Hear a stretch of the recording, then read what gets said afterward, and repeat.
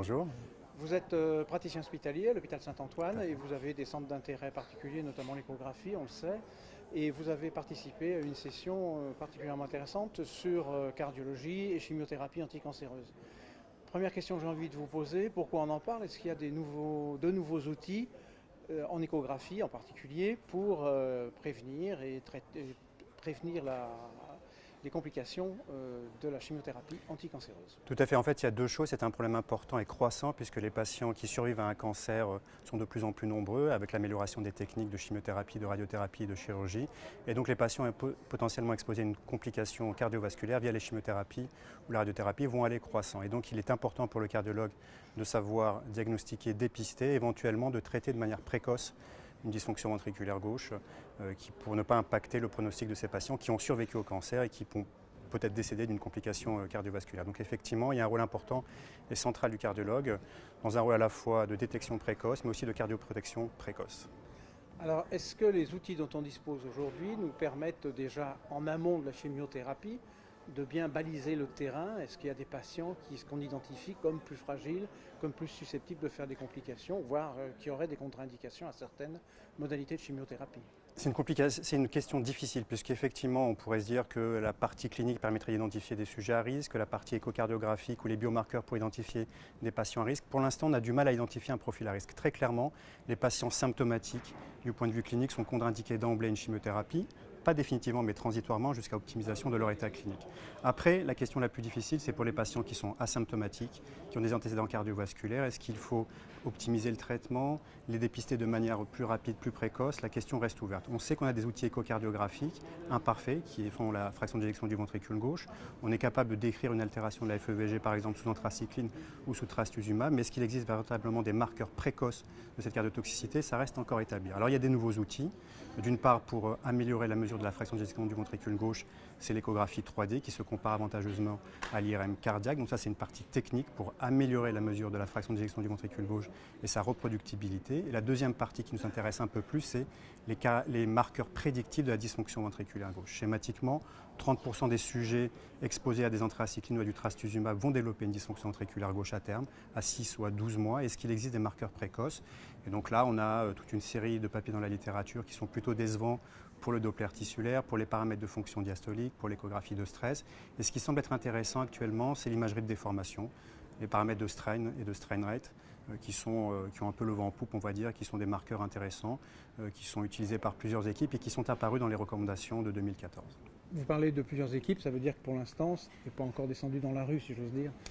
C'est difficile parce qu'après, une fois qu'on a dit qu'il faut utiliser le strain, il y a plusieurs problématiques. Il y a des problématiques techniques, il y a des problématiques quel est le seuil qu'il faut utiliser, à quel moment il faut le mesurer. Surtout, la question qui n'est pas encore résolue, c'est que faut-il faire une fois que le strain est altéré au décours d'une chimiothérapie par anthracycline ou par trastuzumab? Est-ce qu'il faut arrêter la chimiothérapie? Est-ce qu'il faut introduire un traitement bêta-bloqueur ou ISC?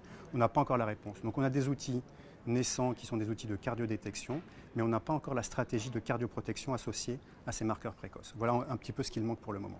Est-ce que j'ai bien compris qu'on n'est pas encore en amont de la chimiothérapie, on reste dans le domaine hospitalier? Alors pas tout à fait. Je pense qu'il faut que le cardiologue de ville soit rompu à une mesure de la fraction d'éjection du ventricule gauche extrêmement robuste en Simpson biplan, et ça il le fait parfaitement déjà.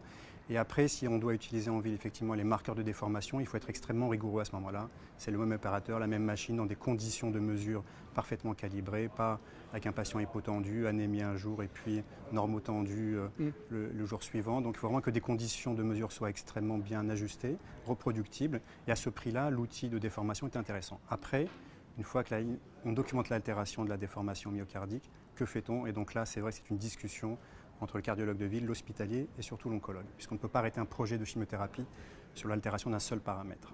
D'accord. Je rebondis sur ce que vous avez dit tout à l'heure. Vous avez dit les patients symptomatiques. Il y a longtemps qu'on traite les dysfonctions VG asymptomatiques, ça fait quelques dizaines d'années. Alors est-ce que ces dysfonctions VG asymptomatiques, pour vous, c'est le même problème ou ça se résume juste à la valeur de la fraction d'éjection? Oui, enfin, il y a schématiquement deux situations. La patiente ou le patient qui a une fraction d'éjection du ventricule gauche modérément altérée avant de rentrer dans un projet de chimiothérapie, schématiquement les FEVG inférieurs à 55%, entre 50 et 55%, c'est un marqueur de risque de développer une dysfonction ventriculaire gauche sous chimiothérapie. Et très clairement, il faut les traiter avant de débuter le projet. Il ne faut pas les contre-indiquer, mais débuter un traitement cardioprotecteur parce que l'on sait faire, IEC, bêta-bloquant, et débuter la chimiothérapie. Les fractions d'éjection en deçà de 50% sont en théorie contre-indiquées à un projet de chimiothérapie, mais je crois qu'il y a encore la place là pour, d'une part, une évaluation cardiologique, un traitement cardioprotecteur et débuter la chimiothérapie sous couvert d'une surveillance rapprochée. Et après, les patients symptomatiques ne peuvent pas débuter d'emblée. Voilà, c'est l'optimisation réalisée par le cardiologue en ville ou à l'hôpital qui déterminera si on peut débuter la chimiothérapie ou pas. Et je suppose que les patients qui ont été vus par l'oncologue sont revus par l'oncologue et par le même cardiologue. Quelle est la place du cardiologue de ville dans ce suivi au long cours? Centrale, puisqu'il y a une véritable inertie. Ce que l'on constate actuellement dans les données de registre essentiellement américaines, c'est qu'il y a une véritable inertie dans la prise en charge de ces patients-là. Schématiquement, les patients qui sont très très bien suivis sont les patients qui ont été symptomatiques ou qui sont symptomatiques avant de débuter une chimiothérapie. Mais lorsque vous avez une dysfonction ventriculaire gauche asymptomatique qui est diagnostiquée à un moment ou à un autre par l'oncologue ou par le cardiologue en charge du patient, il y a une véritable inertie. Bon, schématiquement, 30% des sujets reçoivent un traitement par IEC et bêta-bloquant, 45% voient un cardiologue, et donc il y a un véritable champ d'exploration là et d'amélioration des pratiques autour de la prise en charge des patients survivants à une chimiothérapie et à un cancer. Et donc là, c'est vraiment une place importante pour le cardiologue. Ces patients doivent être traités, pris en charge, comme des patients qui ont une dysfonction ventriculaire gauche d'une autre étiologie. Voilà. Et c'est des choses qu'on sait depuis très longtemps. Qu'on sait depuis très longtemps, mais qui ne sont pas appliquées. Il y a des conférences de consensus pour écrire très clairement. C'est un peu des portes ouvertes que l'on enfonce, mais pour écrire que très clairement, les patients survivants doivent être pris en charge par un couple oncologue et cardiologue. Dans le mot de la fin, j'espère que cette intervention va permettre d'améliorer un petit peu ce pourcentage. Même beaucoup, ce serait bien. J'espère. Merci.